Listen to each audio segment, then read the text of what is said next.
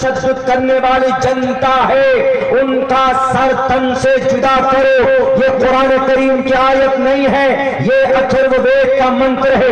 कुरान करीम की दूसरी आयत आपको अगर शक में डालता है, जिसके अंदर कहा गया फकुलू मिम्मा गनीमतुम, लूटो और खाओ तो उठाओ, जिसके अंदर कहा गया साफ साफ लफ्जों में एवं ब्रह्मा द्विशो जही, इस जमीन पर ब्रह्मा की बात को जो नहीं मानते हैं और दुश्मनी पैदा करते हैं उनके भी सर को तन से जुदा कर दो। कुरान करीम की आयत पर तो एतराज हुआ तो है, लेकिन अथर्ववेद के इन मंत्र इन श्लोक का तर्जमा तुमको नहीं मालूम है।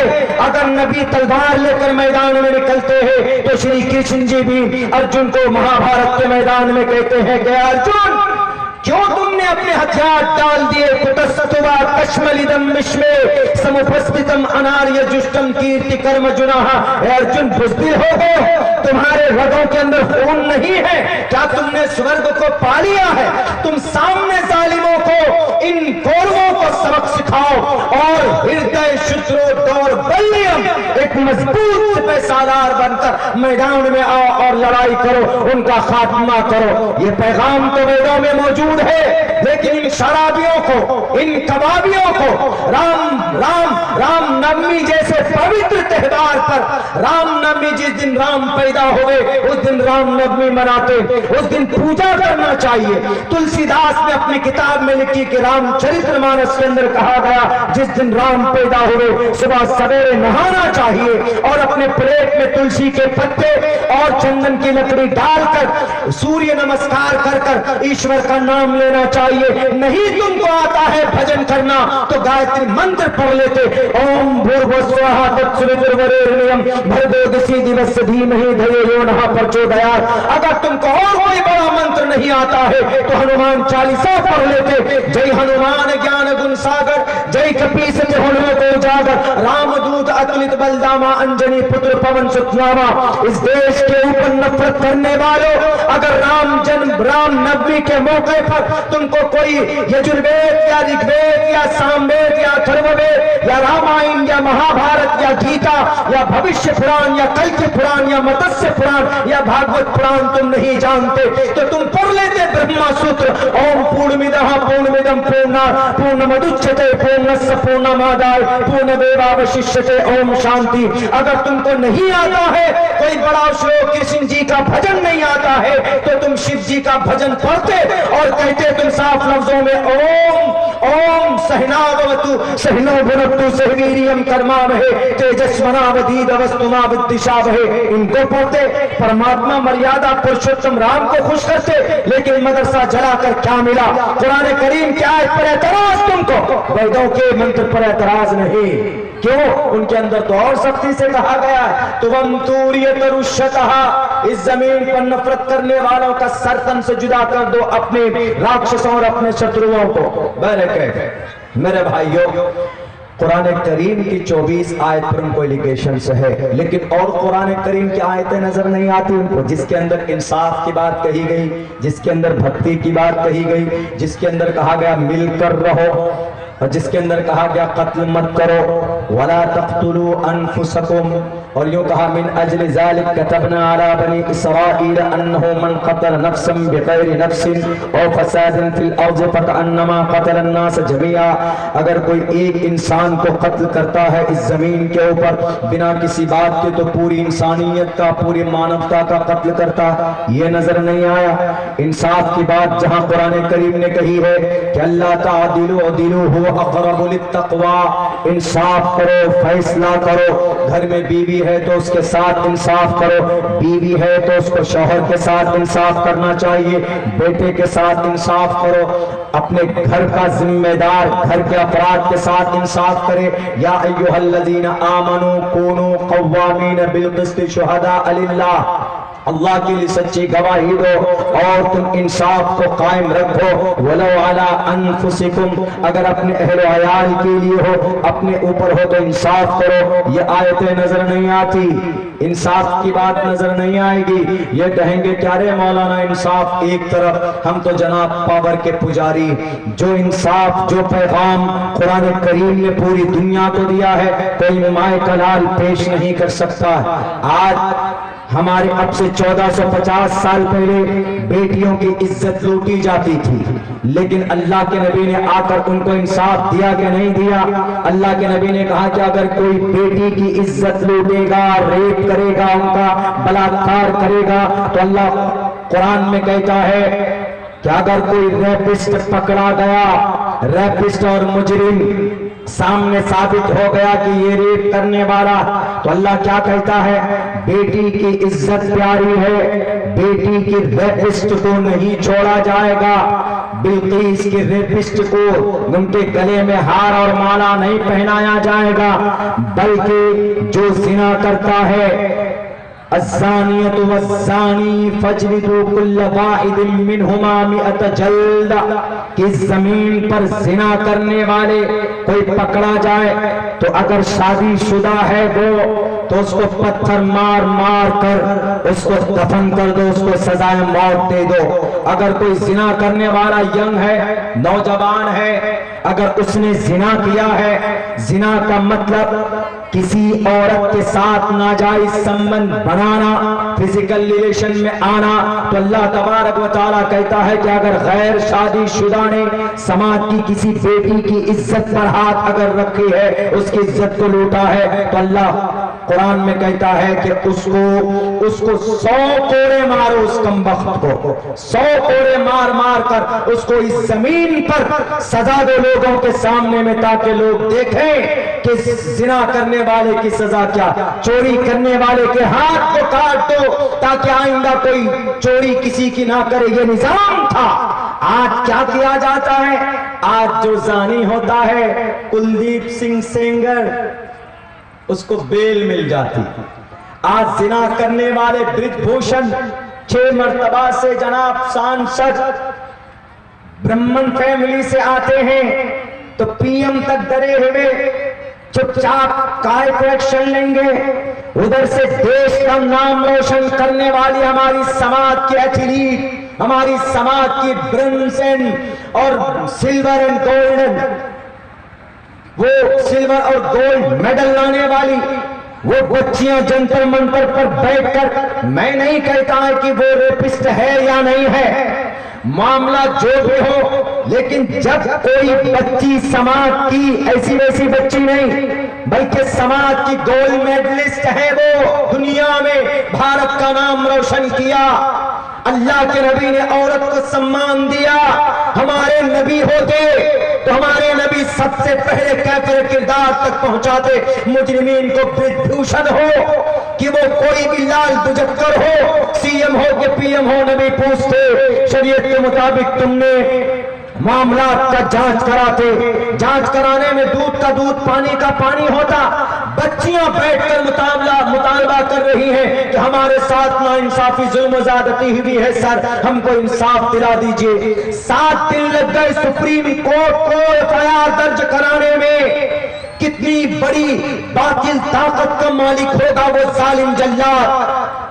अल्लाह के नबी अलैहिस्सलाम का जमाना होता, उमर फारूक का जमाना होता तो फौरन इंसाफ मिलता। आज नबी की जमाने पर, नबी की शरीयत पर कौन अमल करता? कम से कम अमेरिका तो अमल करता, इसलिए अमेरिका सुपर पावर है। नबी के जमाने में 1-2 मरतबा जांच के बाद, गवाही के बाद फौरन फैसला हो जाता। हमारे भारत के अंदर आदमी की उम्र खत्म हो जाती, इंसाफ नहीं होता।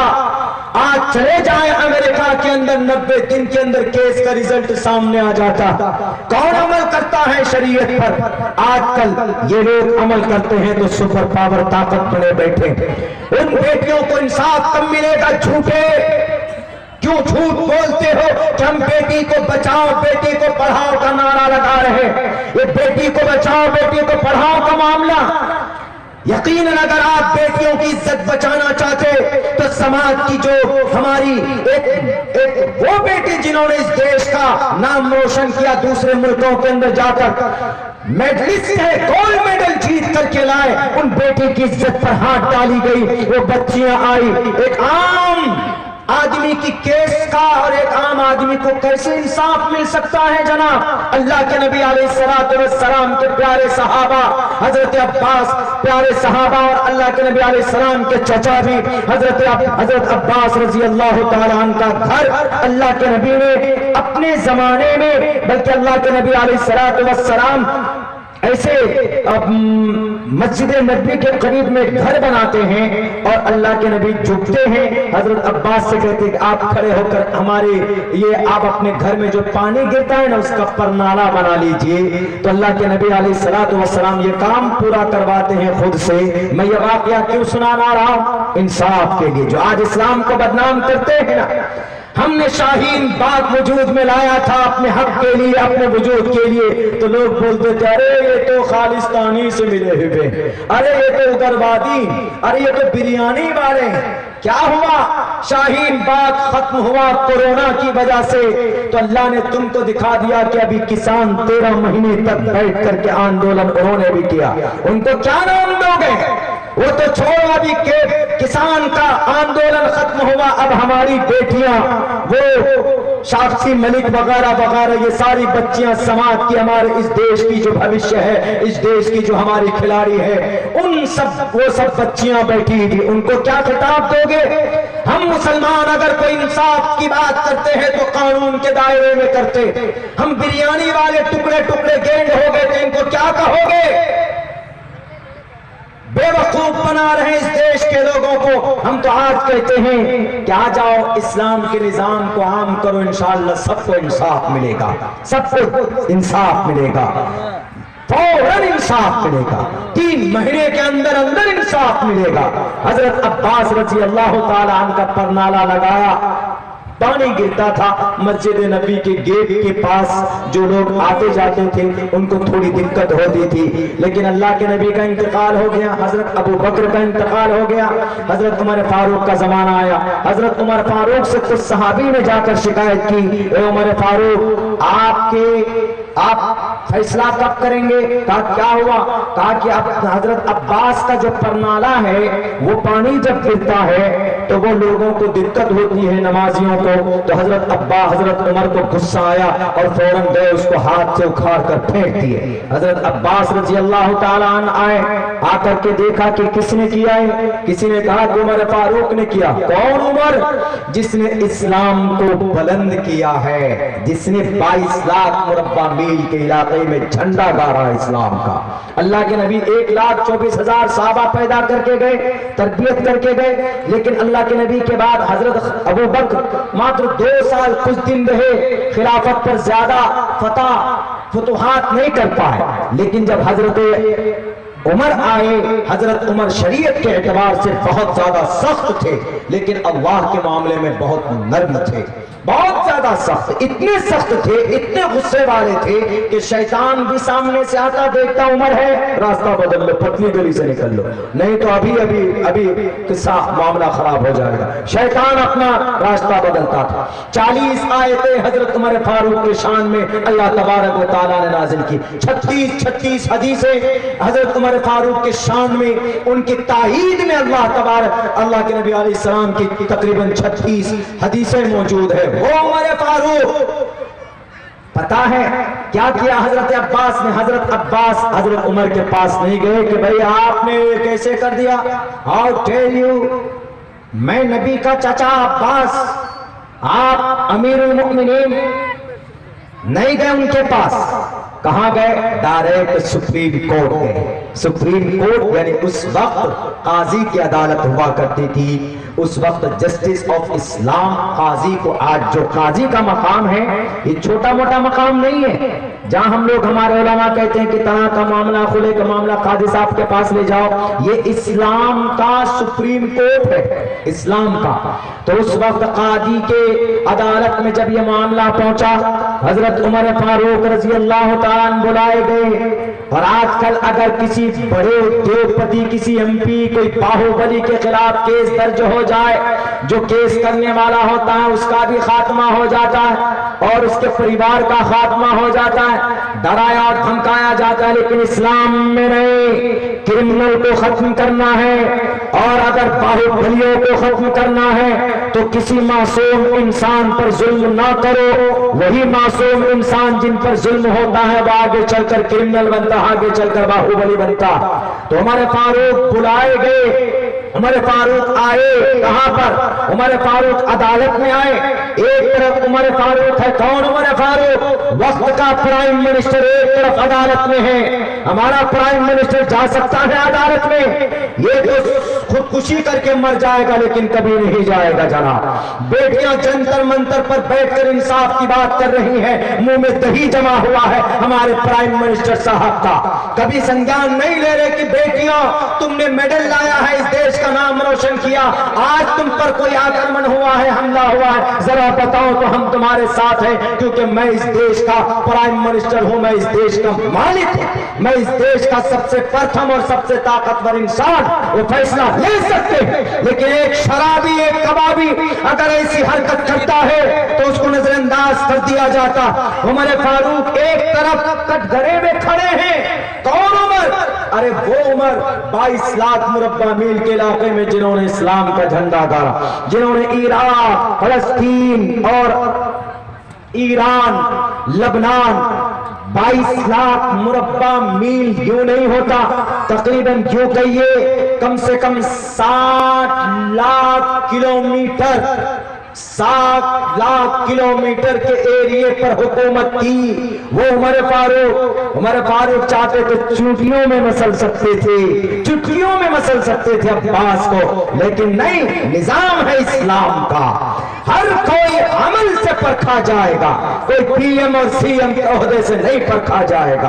आज सबका इंसाफ होगा सबके साथ। उमर फारूक कटघरे में खड़े हैं, एक तरफ हजरत अब्बास है।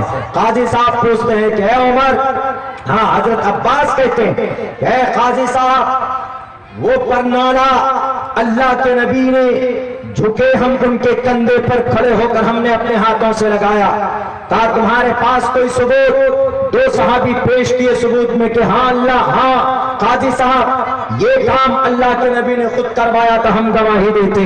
2 गवाही, सच्ची गवाही। उमर फारूक रजी अल्लाह तआला अन्हु से काजी साहब पूछते, Umar Farooq why did you do, why did you, क्यों आपने ऐसा किया इनके साथ? उन्होंने कहा कि लोगों को दिक्कत हो रही थी इसलिए हमने किया।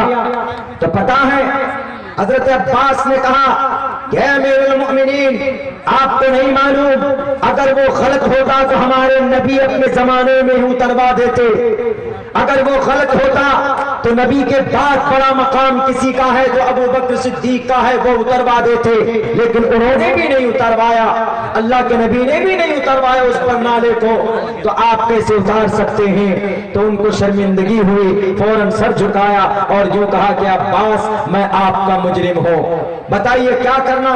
हजरत अबू बकर, हजरत उमर फारूक गए, परनाले लेकर आए और वैसे ही झुके और हजरत अब्बास को कहा आप खड़े होइए और लगाइए, ये होता है इंसाफ, ये इंसाफ होता है। इस्लाम को बदनाम करने वाले नफरती चिंटुओं, इस्लाम किसी की शक्ल देखकर फैसला नहीं करता कि ये ब्रिजभूषण है, ये एक बड़ी समुदाय के तरफ से आता है, 6 मर्तबा सांसद रहा है, तो वो क्रिमिनल नहीं हो सकता, वो जालिम नहीं हो सकता, वो रेपिस्ट नहीं हो सकता। अरे एक एमपी क्या नहीं जा सकता अदालत में? सुप्रीम कोर्ट में तो अदालत क्यों बनाया, किस लिए बनाया गया है अदालत को? अरे जब अमेरिका का राष्ट्रपति डोनाल्ड ट्रंप जा सकता है अदालत के कटघरे में, तो तुम किस खेत की मूली हो जी? तुमको तो जाना चाहिए।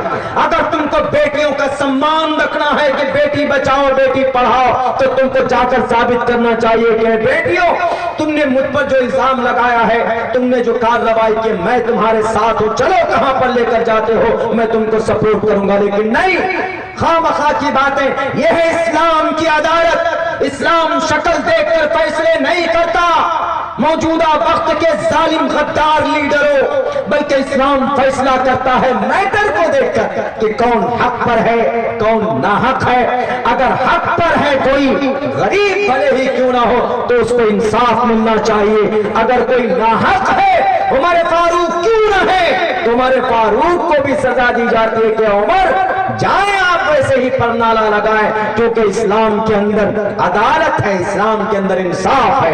इन्हीं अदालत और इन्हीं इंसाफ की बलबूते पर इस्लाम दुनिया के अंदर कहा जाता है Islam is the best religion to the world. पूरी दुनिया के अंदर अगर बेहतरीन धर्म और निजाम कहीं पर है तो इस्लाम के अंदर है। मेरे भाइयों, चूंकि मेरी आवाज भी बैठी हुई है, वक्त भी काफी, तशद्दुद करने वाली जनता है उनका सर तन से जुदा करो, ये कुरान करीम की आयत नहीं है, ये अथर्ववेद का मंत्र है। कुरान करीम की दूसरी आयत आपको अगर शक में डालता है, जिसके अंदर कहा गया फकुलू मिम्मा गनीमतुम, लूटो और खाओ तो उठाओ, जिसके अंदर कहा गया साफ साफ लफ्जों में एवं ब्रह्मा द्विशो जही, इस जमीन पर ब्रह्मा की बात को जो नहीं मानते हैं और दुश्मनी पैदा करते हैं उनके भी सर को तन से जुदा कर दो। कुरान करीम की आयत पर तो एतराज हुआ तो है, लेकिन अथर्ववेद के इन मंत्र इन श्लोक का तर्जमा तुमको नहीं मालूम है।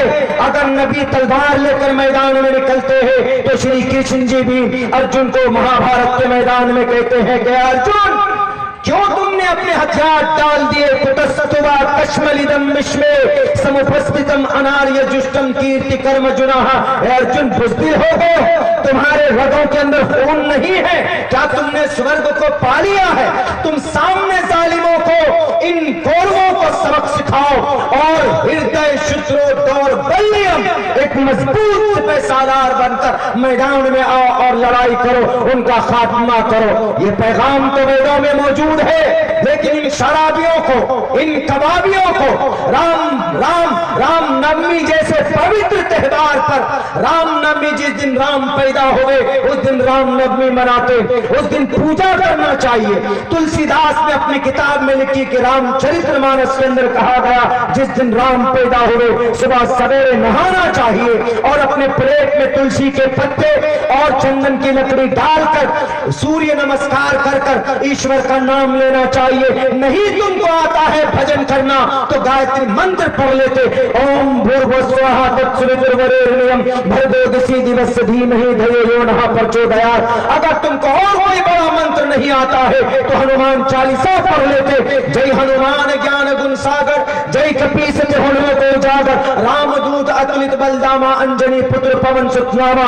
इस देश के ऊपर नफरत करने वालों, अगर राम जन्म राम नवमी के मौके पर तुमको कोई यजुर्वेद या ऋग्वेद या सामवेद या अथर्ववेद या रामायण या महाभारत या गीता या भविष्य पुराण या कल्कि पुराण या मत्स्य पुराण या भागवत पुराण तुम नहीं जानते तो तुम पढ़ लेते ब्रह्मा सूत्र, ओम पूर्णमिदः पूर्णमिदं पूर्णात् पूर्णमुदच्यते पूर्णस्य पूर्णमादाय पूर्णमेवावशिष्यते, ओम शांति। अगर तुमको नहीं आता है कोई बड़ा श्लोक, कृष्ण जी का भजन नहीं आता है तो तुम शिव जी का भजन पढ़ते और कहते तुम साफ लफ्जों में ओम ओम सहनावतु सहनो भुनक्तु सहवीर्यं कर्मावहै तेजस्वनावधीतमस्तु मा विद्विषावहै। इनको पढ़ते परमात्मा मर्यादा पुरुषोत्तम राम को खुश करते, लेकिन मदरसा जलाकर क्या मिला?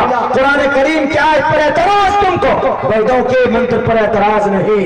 क्यों? उनके अंदर तो और सख्ती से कहा गया है तुम तुर्यतरुष्यतः, इस जमीन पर नफरत करने वालों का सर तन से जुदा कर दो, अपने राक्षसों और अपने शत्रुओं को। मेरे भाइयों, कुरान करीम की 24 आयत पर उनको एलिगेशन है, लेकिन और कुरान करीम की आयतें नजर नहीं आती उनको, जिसके अंदर इंसाफ की बात कही गई, जिसके अंदर भक्ति की बात कही गई, जिसके अंदर कहा गया मिलकर रहो और जिसके अंदर कहा गया कत्ल मत करो, वला तक़्तुलू अनफुसकुम, और यूं कहा मिन अजल ज़ालिक कतबना अला बनी इसराईल अन्नहु मन क़तल नफ्सन बिग़ैरि नफ्सिन औ फ़सादिन फिल अर्ज़ फ़कअन्नमा क़तल अन्नास जमीआ। अगर कोई एक इंसान को कत्ल करता है इस जमीन के ऊपर बिना किसी बात के तो पूरी इंसानियत का, पूरी मानवता का कत्ल करता है। ये नजर नहीं आया इंसाफ की बात जहां कुरान करीम ने कही है कि अल्लाह तादिलु अदिलु हुवा अक़रबु लित्तक़वा, इंसाफ करो, फैसला करो। घर में बीवी है तो उसके साथ इंसाफ करो, बीवी है तो उसको शौहर के साथ इंसाफ करना चाहिए, बेटे के साथ इंसाफ करो, अपने घर का जिम्मेदार घर के अफराद के साथ इंसाफ करे। या अय्युहल्लज़ीना आमनू कूनू क़व्वामीन बिल क़िस्ति शुहदा लिल्लाह, अल्लाह के लिए सच्ची गवाही दो और तुम इंसाफ को कायम रखो। वलो अला अनफुसिकुम, अगर अपने अहले अयाल के लिए हो, अपने ऊपर हो तो इंसाफ करो। ये आयतें नजर नहीं आती, इंसाफ की बात नजर नहीं आएगी। ये कहेंगे क्या रे मौलाना इंसाफ एक तरफ, हम तो जनाब पावर के पुजारी। जो इंसाफ, जो पैगाम कुरान करीम ने पूरी दुनिया को दिया है, कोई माए कलाल पेश नहीं कर सकता। आज हमारे अब से 1450 साल पहले बेटियों की इज्जत लूटी जाती थी, लेकिन अल्लाह के नबी ने आकर उनको इंसाफ दिया कि नहीं दिया? अल्लाह के नबी ने कहा कि अगर कोई बेटी की इज्जत लूटेगा, रेप करेगा, उनका बलात्कार करेगा, तो अल्लाह कुरान में कहता है कि अगर कोई रेपिस्ट पकड़ा गया, रेपिस्ट और मुजरिम सामने साबित हो गया कि ये रेप करने वाला, तो अल्लाह क्या कहता है? बेटी की इज्जत प्यारी है, बेटी की रेपिस्ट को नहीं छोड़ा जाएगा। बिल्किस के रेपिस्ट को उनके गले में हार और माला नहीं पहनाया जाएगा, बल्कि जो जिना करता है, अज़्ज़ानियतु वज़्ज़ानी फजलिदू कुल्ल वाहिदिन मिनहुमा मिअत जल्दा, कि जमीन पर जिना करने वाले कोई पकड़ा जाए तो अगर शादीशुदा है वो, तो उसको पत्थर मार मार कर उसको दफन कर दो, उसको सजाए मौत दे दो। अगर कोई जिना करने वाला यंग है, नौजवान है, अगर उसने जिना किया है, जिना का मतलब किसी औरत के साथ नाजायज संबंध बनाना, फिजिकल रिलेशन में आना, तो अल्लाह तबारक व तआला कहता है कि अगर गैर शादीशुदा ने समाज की किसी बेटी की इज्जत पर हाथ अगर रखी है, उसकी इज्जत को लूटा है, तो अल्लाह कुरान में कहता है कि उसको 100 कोड़े मारो, उस कमबख्त को 100 कोड़े मार मार कर उसको इस जमीन पर सजा दो लोगों के सामने में, ताकि लोग देखें कि जिना करने वाले की सजा क्या, चोरी करने वाले के हाथ को काट दो ताकि आइंदा कोई चोरी किसी की ना करे। ये निजाम था। आज क्या किया जाता है? आज जो जानी होता है, कुलदीप सिंह सेंगर, उसको बेल मिल जाती। आज जिना करने वाले ब्रिजभूषण 6 मर्तबा से जनाब सांसद ब्राह्मण फैमिली से आते हैं, तो पीएम तक डरे हुए चुपचाप काय को एक्शन लेंगे।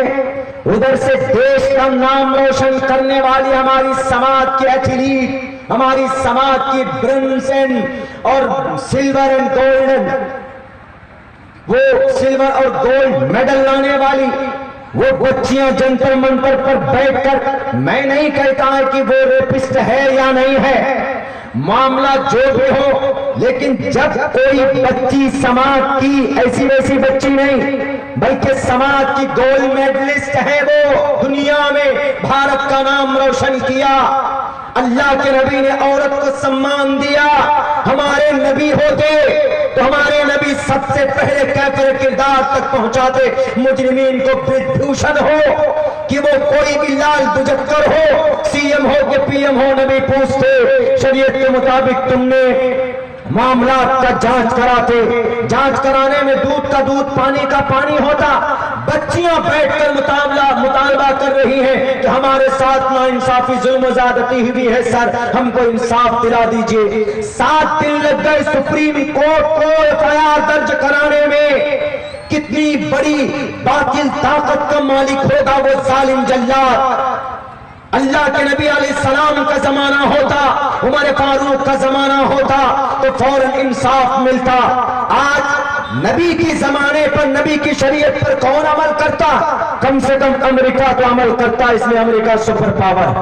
नबी के जमाने में 1-2 मरतबा जांच के बाद, गवाही के बाद फौरन फैसला हो जाता। हमारे भारत के अंदर आदमी की उम्र खत्म हो जाती, इंसाफ नहीं होता। आज चले जाए अमेरिका के अंदर, 90 दिन के अंदर केस का रिजल्ट सामने आ जाता। कौन अमल करता है शरीयत पर? आजकल ये लोग अमल करते हैं तो सुपर पावर ताकत बने बैठे। उन बेटियों को इंसाफ कब मिलेगा? झूठे क्यों झूठ बोलते हो कि हम बेटी को बचाओ, बेटी को पढ़ाओ का नारा लगा रहे? ये बेटी को बचाओ, बेटी को पढ़ाओ का मामला यकीनन अगर आप बेटियों की इज्जत बचाना चाहते तो समाज की जो हमारी एक वो बेटी जिन्होंने इस देश का नाम रोशन किया, दूसरे मुल्कों के अंदर जाकर मेडलिस्ट है, गोल्ड मेडल जीत करके लाए, उन बेटी की इज्जत पर हाथ डाली गई। वो बच्चियां आई, एक आम आदमी की केस का और एक आम आदमी को कैसे इंसाफ मिल सकता है जनाब? अल्लाह के नबी अलैहिस्सलाम के प्यारे सहाबा हजरत अब्बास, प्यारे सहाबा और अल्लाह के नबी अलैहिस्सलाम के चचा भी हजरत अब्बास रजी अल्लाह तआला अन्हु का घर अल्लाह के नबी ने अपने जमाने में, बल्कि अल्लाह के नबी अलैहिस्सलाम ऐसे मस्जिद नबी के करीब में घर बनाते हैं और अल्लाह के नबी झुकते हैं, हजरत अब्बास से कहते हैं कि आप खड़े होकर हमारे ये आप अपने घर में जो पानी गिरता है ना उसका परनाला बना लीजिए। तो अल्लाह के नबी अलैहिस्सलाम ये काम पूरा करवाते हैं खुद से। मैं ये वाकया क्यों सुनाना रहा हूं? इंसाफ के लिए। जो आज इस्लाम को बदनाम करते हैं ना, हमने शाहीन बाग वजूद में लाया था अपने हक के लिए, अपने वजूद के लिए, तो लोग बोलते थे अरे ये तो खालिस्तानी से मिले हुए, अरे ये तो उग्रवादी, अरे ये तो बिरयानी वाले। क्या हुआ? शाहीन बाग खत्म हुआ कोरोना की वजह से, तो अल्लाह ने तुमको दिखा दिया कि अभी किसान 13 महीने तक बैठ करके आंदोलन उन्होंने भी किया। उनको क्या नाम दोगे? वो तो छोड़ो, अभी के किसान का आंदोलन खत्म हुआ, अब हमारी बेटियां, वो साक्षी मलिक वगैरह वगैरह, ये सारी बच्चियां समाज की, हमारे इस देश की जो भविष्य है, इस देश की जो हमारी खिलाड़ी है, उन सब वो सब बच्चियां बैठी थी, उनको क्या खिताब दोगे? हम मुसलमान अगर कोई इंसाफ की बात करते हैं तो कानून के दायरे में करते, हम बिरयानी वाले टुकड़े टुकड़े गेंद हो गए तो इनको क्या कहोगे? बेवकूफ बना रहे इस देश के लोगों को। हम तो आज कहते हैं कि आ जाओ इस्लाम के निजाम को आम करो, इंशाअल्लाह सबको इंसाफ मिलेगा, सबको इंसाफ मिलेगा, फौरन इंसाफ मिलेगा, 3 महीने के अंदर अंदर इंसाफ मिलेगा। हजरत अब्बास रजी अल्लाह ताला अन्हु का परनाला लगाया, पानी गिरता था, मस्जिद नबी के गेट के पास जो लोग आते जाते थे उनको थोड़ी दिक्कत होती थी, लेकिन अल्लाह के नबी का इंतकाल हो गया, हजरत अबू बकर का इंतकाल हो गया, हजरत उमर फारूक का जमाना आया। हजरत उमर फारूक से कुछ सहाबी ने जाकर शिकायत की, उमर फारूक आप फैसला कब करेंगे? कहा क्या हुआ? कहा कि अब हजरत अब्बास का जो परनाला है वो पानी जब गिरता है तो वो लोगों को दिक्कत होती है, नमाजियों को। तो हजरत उमर को गुस्सा आया और फौरन गए उसको हाथ से उखाड़ कर फेंक दिए। हजरत अब्बास रजी अल्लाह ताला अन्हु आए, आकर के देखा कि किसने किया है? किसी ने कहा कि उमर फारूक ने किया। कौन उमर? जिसने इस्लाम को बुलंद किया है, जिसने 22 लाख मुरब्बा मील के इलाके में झंडा गाड़ा इस्लाम का। अल्लाह के नबी 1,24,000 सहाबा पैदा करके गए, तरबियत करके गए, लेकिन अल्लाह के नबी के बाद हजरत अबू बकर मात्र 2 साल कुछ दिन रहे, खिलाफत पर ज्यादा फतुहात नहीं कर पाए। लेकिन जब हजरत उमर आए, हजरत उमर शरीयत के एतबार से बहुत ज्यादा सख्त थे, लेकिन अल्लाह के मामले में बहुत नर्म थे, बहुत ज्यादा सख्त, इतने सख्त थे, इतने गुस्से वाले थे कि शैतान भी सामने से आता, देखता उमर है, रास्ता बदल लो, पतली गली से निकल लो, नहीं तो अभी किस्सा मामला खराब हो जाएगा। शैतान अपना रास्ता बदलता था। 40 आयतें हजरत उमर फारूक के शान में अल्लाह तबारक व तआला ने नाजिल की। 36 हदीसें हजरत उमर फारूक के शान में, उनकी ताहीद में अल्लाह के नबी अलैहि सलाम की तकरीबन 36 हदीसें मौजूद है। वो उमर फारूक, पता है क्या किया हजरत अब्बास ने? हजरत अब्बास हजरत उमर के पास नहीं गए कि भाई आपने कैसे कर दिया, हाउ टेल यू, मैं नबी का चाचा अब्बास, आप अमीरुल मोमिनीन। नहीं गए उनके पास। कहां गए? डायरेक्ट सुप्रीम कोर्ट गए। सुप्रीम कोर्ट यानी उस वक्त काजी की अदालत हुआ करती थी, उस वक्त जस्टिस ऑफ इस्लाम काजी को, आज जो काजी का मकाम है ये छोटा मोटा मकाम नहीं है, जहां हम लोग हमारे उलमा कहते हैं कि तलाक का मामला, खुले का मामला काजी साहब के पास ले जाओ, ये इस्लाम का सुप्रीम कोर्ट है, इस्लाम का। तो उस वक्त काजी के अदालत में जब ये मामला पहुंचा, हजरत उमर फारूक रजी अल्लाह हुक्मरान बुलाए गए। और आजकल अगर किसी बड़े उद्योगपति, किसी एमपी, कोई बाहुबली के खिलाफ केस दर्ज हो जाए, जो केस करने वाला होता है उसका भी खात्मा हो जाता है और उसके परिवार का खात्मा हो जाता है, डराया और धमकाया जाता है। लेकिन इस्लाम में नहीं, क्रिमिनल को खत्म करना है और अगर बाहुबलियों को खत्म करना है तो किसी मासूम इंसान पर जुल्म ना करो। वही मासूम इंसान जिन पर जुल्म होता है वो आगे चलकर क्रिमिनल बनता, आगे चलकर बाहुबली बनता। तो उमर फारूक बुलाए गए, उमर फारूक आए कहां पर? उमर फारूक अदालत में आए। एक तरफ उमर फारूक है, कौन उमर फारूक? वक्त का प्राइम मिनिस्टर एक तरफ अदालत में है। हमारा प्राइम मिनिस्टर जा सकता है अदालत में? ये तो खुदकुशी करके मर जाएगा लेकिन कभी नहीं जाएगा जनाब। बेटियां जंतर मंतर पर बैठकर इंसाफ की बात कर रही हैं, मुंह में दही जमा हुआ है हमारे प्राइम मिनिस्टर साहब का। कभी संज्ञान नहीं ले रहे कि बेटियों तुमने मेडल लाया है, इस देश का नाम रोशन किया, आज तुम पर कोई आक्रमण हुआ है, हमला हुआ है, जरा बताओ तो हम तुम्हारे साथ हैं, क्योंकि मैं इस देश का प्राइम मिनिस्टर हूं, मैं इस देश का मालिक हूं, मैं इस देश का सबसे प्रथम और सबसे ताकतवर इंसान, वो फैसला ले सकते हैं। लेकिन एक शराबी, एक कबाबी अगर ऐसी हरकत करता है तो उसको नजरअंदाज कर दिया जाता। उमर फारूक एक तरफ कटघरे में खड़े हैं, कौन उमर? अरे वो उमर 22 लाख मुरब्बा मील के इलाके में जिन्होंने इस्लाम का झंडा गाड़ा, जिन्होंने इराक, फलस्तीन और ईरान, लबनान 22 लाख मुरब्बा मील यूं नहीं होता, तकरीबन क्यों कहिए कम से कम 60 लाख किलोमीटर, 7 लाख किलोमीटर के एरिए पर हुकूमत की वो उमर फारूक। उमर फारूक चाहते तो चुटकियों में मसल सकते थे, चुटकियों में मसल सकते थे अब्बास को, लेकिन नहीं, निजाम है इस्लाम का, हर कोई अमल से परखा जाएगा, कोई पीएम और सीएम के ओहदे से नहीं परखा जाएगा। आज सबका इंसाफ होगा सबके साथ। उमर फारूक कटघरे में खड़े हैं, एक तरफ हजरत अब्बास है। काजी साहब पूछते हैं कि उमर, हाँ हजरत अब्बास कहते हैं, काजी साहब वो परनाला अल्लाह के नबी ने झुके हम उनके कंधे पर खड़े होकर हमने अपने हाथों से लगाया, कहा तुम्हारे पास कोई सबूत? 2 सहाबी पेश किए सबूत में कि हाँ अल्लाह, हाँ काजी साहब ये काम अल्लाह के नबी ने खुद करवाया था, हम गवाही देते।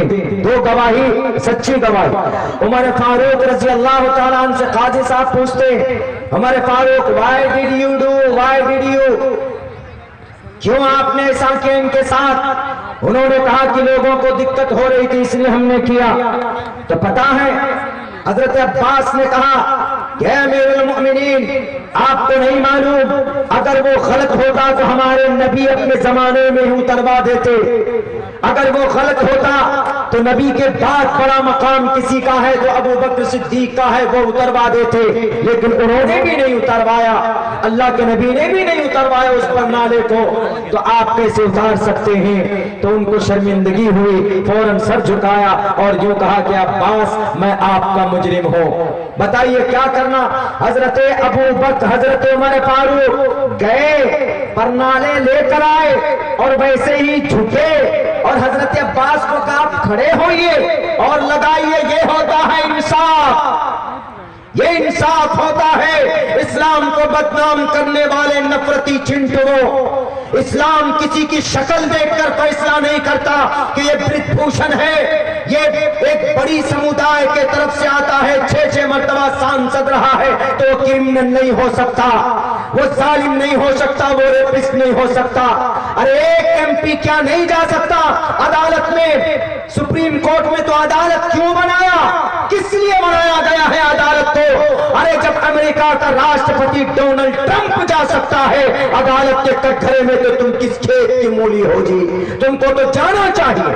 अगर तुमको बेटियों का सम्मान रखना है कि बेटी बचाओ बेटी पढ़ाओ, तो तुमको जाकर साबित करना चाहिए कि बेटियों तुमने मुझ पर जो इल्जाम लगाया है, तुमने जो कार्रवाई की, मैं तुम्हारे साथ हूं, चलो कहां पर लेकर जाते हो मैं तुमको सपोर्ट करूंगा। लेकिन नहीं, खामखा की बातें। यह है इस्लाम की अदालत। इस्लाम शक्ल देखकर फैसले नहीं करता, मौजूदा वक्त के जालिम गद्दार लीडरों, बल्कि इस्लाम फैसला करता है मैटर को देखकर कि कौन हक पर है, कौन नाहक है।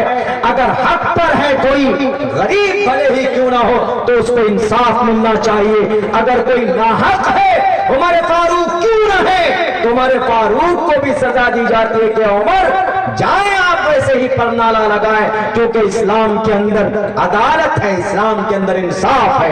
इन्हीं अदालत और इन्हीं इंसाफ की बलबूते पर इस्लाम दुनिया के अंदर कहा जाता है Islam is the best religion to the world. पूरी दुनिया के अंदर अगर बेहतरीन धर्म और निजाम कहीं पर है तो इस्लाम के अंदर है। मेरे भाइयों, चूंकि मेरी आवाज भी बैठी हुई है, वक्त भी काफी